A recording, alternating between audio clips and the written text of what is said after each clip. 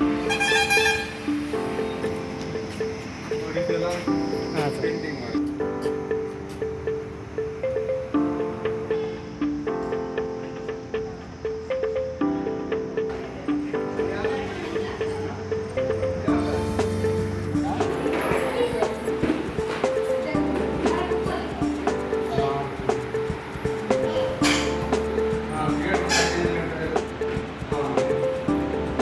Very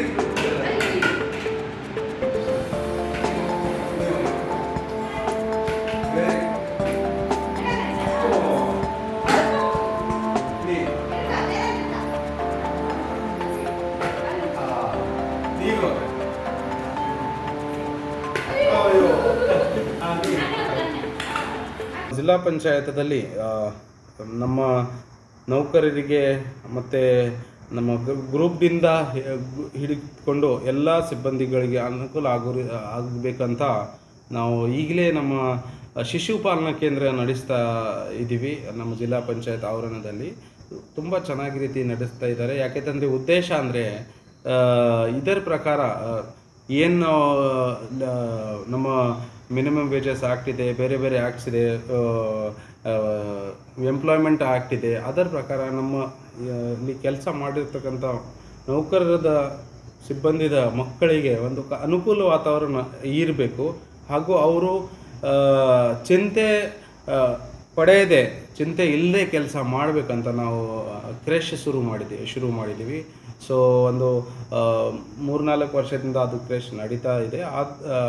ಇನ್ನು ಅದು ಆದ ನಂತರ ನಾನು ಹೋದ ವರ್ಷದಿಂದ ಸ್ವಲ್ಪ ಅದರಲ್ಲಿ ನನ್ನ ಮಕ್ಕಳಿಗೆ ಪಾರ್ಕ್ ಇರಲಿ, ಆಟದ ಸಾಮಾನು ಇರಲಿ, ಒಂದು ಒಳ್ಳೆಯದು ರೀತಿ ಪೇಂಟಿಂಗ್ ಮಾಡಿ, ಉದಾಹರಣೆಗೆ ಬೇಸಿಗೆಯಲ್ಲಿ ತುಂಬ ಶೆಕೆ ಅನ್ನಿಸ್ತಿದ್ದು ಮಕ್ಕಳಿಗೆ ಅಲ್ಲೇ AC ಹಾಕಿ, ಸೊ ಎಲ್ಲ ಮಕ್ಕಳಿಗೆ ಒಂದು 25ದಿಂದ 30 ಮಕ್ಕಳು ಇದ್ದಾರೆ ನಮ್ಮಲ್ಲಿ.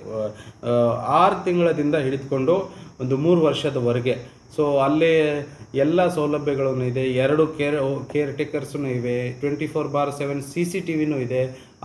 ಇರ್ತಕ್ಕಂಥ ಮಕ್ಕಳಿಗೆ ಏನು ಕೂಡ ಸಮಸ್ಯೆ ಆಗಬಾರ್ದು, ಹಾಗೂ ಮಾನಿಟರಿಂಗ್ ಇರಬೇಕಂತ.